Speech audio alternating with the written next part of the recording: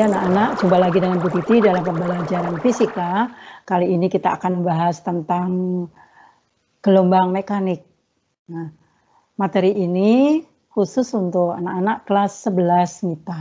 Nah, sebelumnya Bu Titi ingin menyapa dulu bagaimana kabarnya anak-anak. Semoga semuanya dalam keadaan baik dan sehat. Amin. Nah, kita akan mulai bahasannya, anak-anak. Ya, ini judulnya adalah gelombang mekanik. Materi ini untuk anak-anak SMA kelas 11 MIPA. Gelombang mekanik ini merupakan salah satu gelombang dari beberapa macam gelombang. Nah, kita akan mulai dengan pembahasan gejala gelombang dulu. Yang pertama, apa yang akan kita bahas pada bagian gejala gelombang ya? Ada 4 di sini. Yang pertama pemahaman gelombang, B gelombang berjalan, C gelombang stasioner, dan D gelombang-gelombang gejala-gejala gelombang.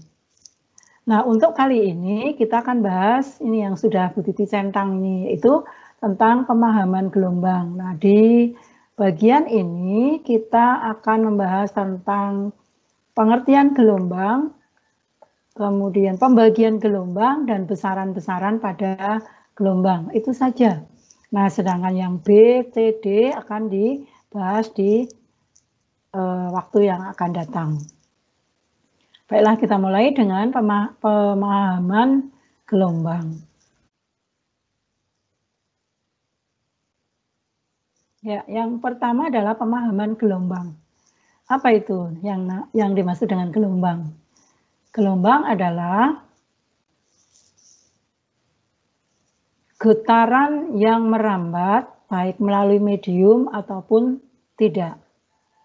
Oleh karena getaran memiliki sejumlah energi, maka gelombang merambat dengan memindahkan energi tanpa memindahkan mediumnya. Jadi gelombang ini memindahkan energi, tetapi mediumnya tidak ikut berpindah. Kemudian kita lanjutkan dengan, nah ini contoh gelombangnya. Ini gelombang pada air ya, misalnya di kolam, kemudian diusik atau dilempari batu begitu ya, nanti atau benda yang lain. Nanti akan terlihat gelombang-gelombangnya.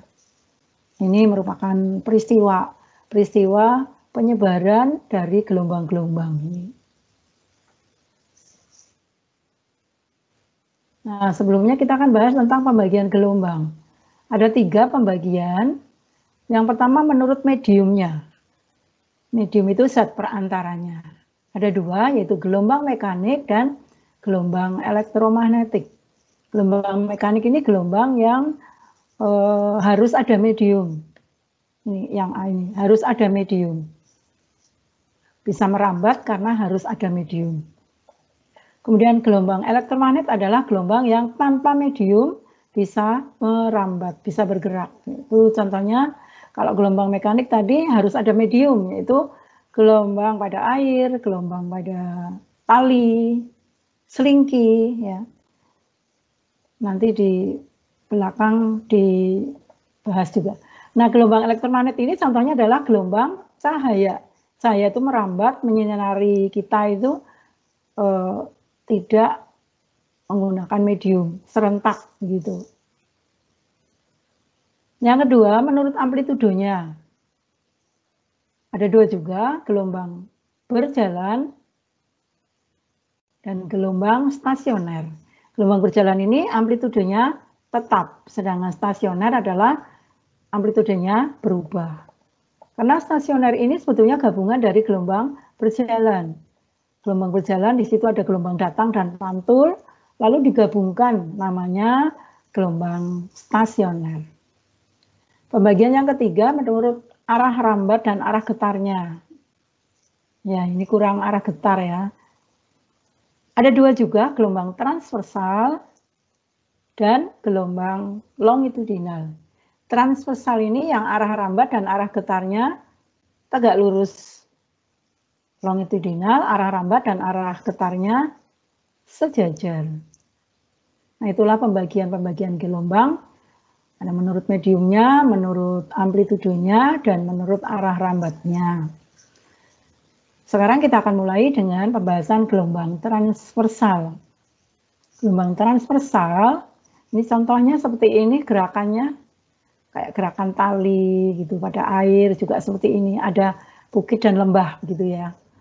Nah, ini grafiknya, ini Bu Titi buatkan, dimulai proses dari sumbu X, sumbu Y, terus ada lengkungannya, gelombangnya, lalu diberi titik-titiknya, terus diberi tanda mana yang amplitudo, kemudian mana yang lambda, lalu pada sumbu X-nya adalah kedudukannya, ke kanan juga arah rambat, dan di sumbu Y-nya adalah arah getar. Ini juga, nah ya sudah lengkap. Nah, kita mulai. Inilah gambar dari gelombang transversal ya. Tadi definisinya adalah arah rambat dan arah getar yang tegak lurus ya. Mau merambat ke kanan tapi arah getarnya ke atas sehingga terbentuklah pola bukit dan lembah. Gelombangnya seperti ini. Nah, bagian-bagiannya ada lambda ini. Lambda itu dari titik A ke E ini. Atau mungkin dari titik O ke D itu juga sama dengan lambda. Kemudian periode ini T besar ya, ini waktu yang diperlukan untuk bergerak satu lambda, nanti ada definisinya di belakang. Ini arah rambat, atasnya arah getar. Nah, Bu Titi akan terangkan ini, prosesnya, proses gerakannya ya. Dari titik O, ini berarti simpangannya masih 0. Kemudian bergerak berarti kedudukannya berubah sekian misalnya. Berarti simpangannya juga bertambah. Kedudukannya bertambah, simpangannya bertambah lagi. Ini kurva ini, lengkungan ini kan hasil dari perpotongan dari sumbu Y dan sumbu X. Hasil dari perpotongan simpangan dan kedudukan. Nah, jika tambah terus, kedudukan bertambah, tapi suatu saat ini sampai di titik A, paling tinggi. Nah, simpangannya ini paling tinggi, paling banyak, paling jauh, sehingga ini dinamakan dengan amplitudo. Amplitudo adalah simpangan yang paling jauh. Simpangan itu apa ya? Simpangan adalah posisi suatu titik pada suatu saat. Jadi tadi mulai dari 0 terus naik sampai titik A adalah yang tertinggi. Itulah simpangan. Dan titik A merupakan amplitudonya. Jadi paling tinggi ya. Nah, ada yang paling tinggi lagi ya nanti di titik E, titik C atau titik yang lainnya. Nah, setelah paling tinggi pasti akan menurun karena sudah dikatakan paling tinggi ya. Turun, kedudukannya naik, tapi ini turun sampai 0 di sini, tapi kedudukannya sudah naik. Dari 0 ini terus nanti akan naik lagi, kedudukannya bertambah, tapi Y-nya naik, posisinya naik. Nah, sampai ini C paling tinggi, maksimal amplitudo lagi, turun lagi, 0, naik lagi, sedangkan kedudukan terus bertambah, naik, maksimal di titik E, kemudian turun sampai 0. Nah, seperti itu gerakannya secara periodiknya ini dari 0 maksimal turun 0 maksimal turun 0 maksimal turun 0 dan seterusnya. Itulah gerakan atau penggambaran posisi terhadap kedudukan pada suatu gelombang transversal.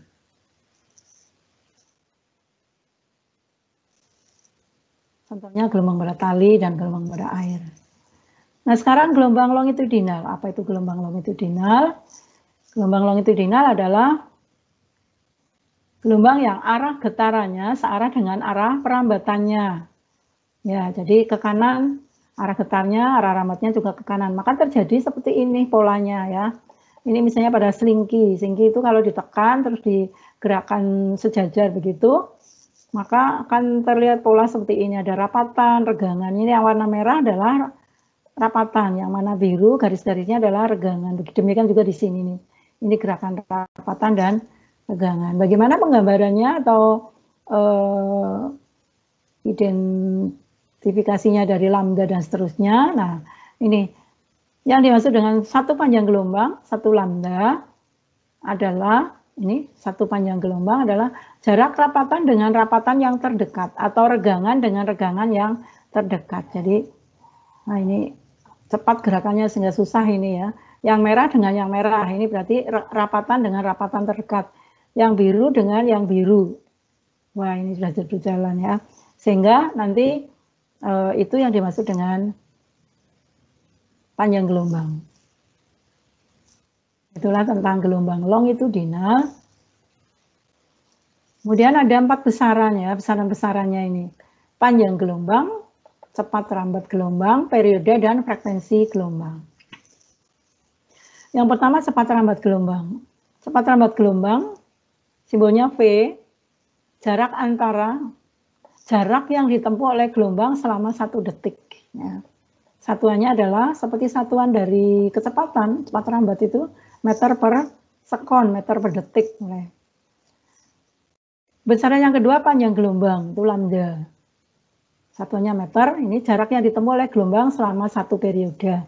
Tadi sudah dibahas dengan bagaimana menunjukkan lambda pada gelombang transversal dan pada gelombang stasioner, gelombang transversal dan gelombang longitudinal. Yang ketiga adalah periode, waktu yang diperlukan oleh satu gelombang untuk melewati sebuah titik tetap. Periodenya itu simbolnya T besar ini ya. Satuannya ya satuan waktu, sekon, detik, menit, jam, hari, tahun, dan seterusnya ya. Lalu frekuensi ini jumlah gelombang yang lewat untuk melalui sebuah titik tetap. Berarti berapa sih gelombangnya dalam suatu titik tetap, dalam satu waktu pastinya. Nah, satuannya adalah simbolnya F kecil, satuannya adalah Hertz. Ya. Hertz,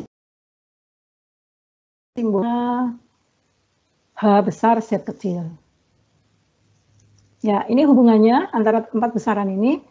Lambda sama dengan V kali T. Atau lambda sama dengan V per F ya, karena T itu seper F.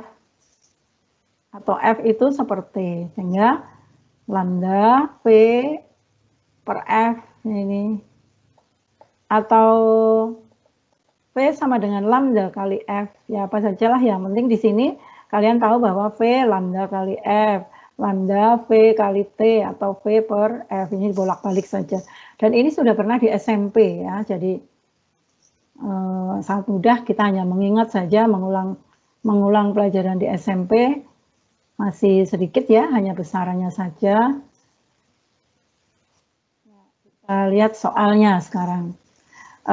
Tidak seperti biasanya Bu Titi memberikan contoh soal dulu, ada penyelesaiannya, sekarang langsung soal, karena ini memang hanya mengingat di SMP aja. Ya, di sini ditulis untuk V-nya ini ya, rumusnya V lambda kali F atau lambda per T.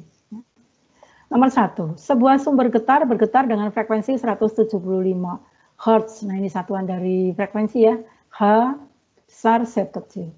Jika panjang gelombang yang terpancar 3 meter, lambdanya 3 meter, ini frekuensinya.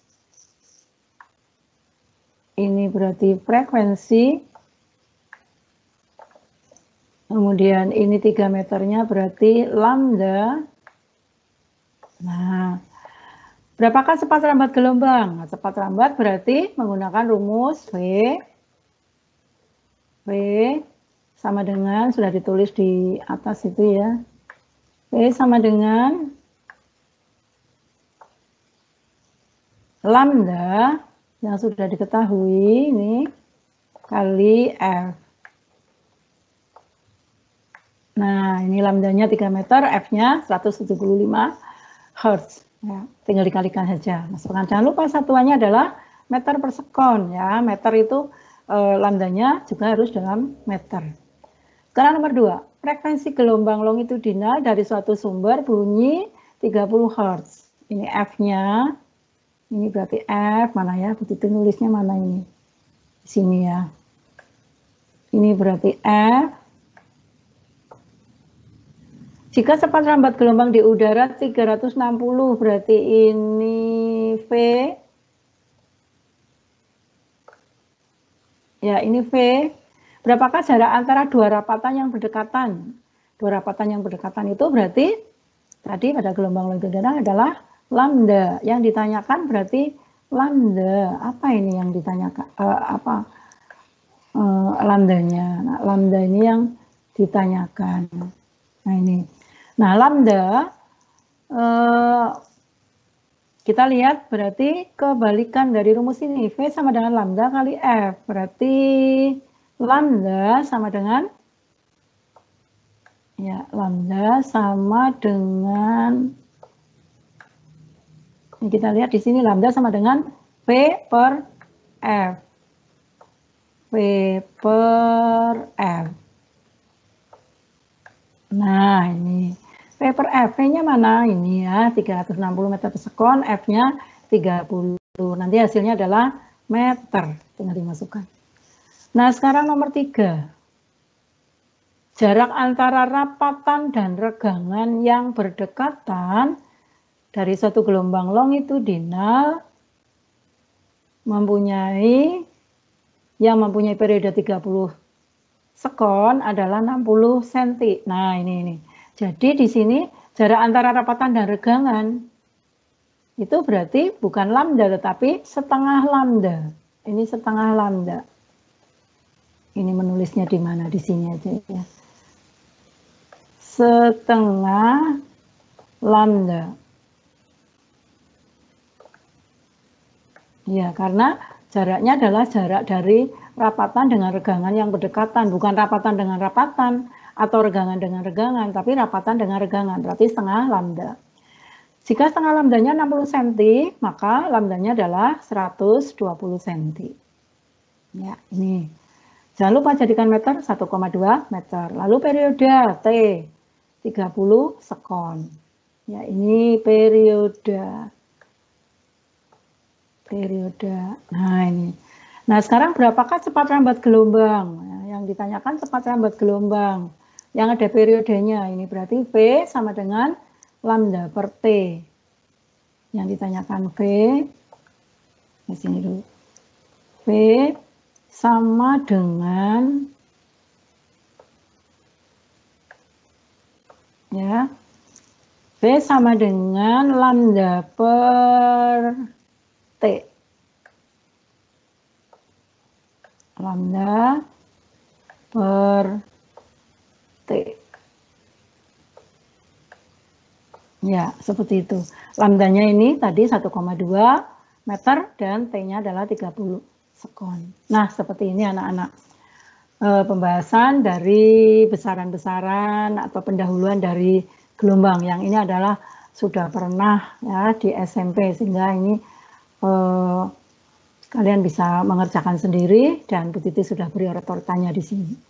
Oke anak-anak, sampai sekian dulu materinya. Sampai sekian dulu anak-anak pembahasan kali ini. Semoga bisa bermanfaat bagi kita semuanya.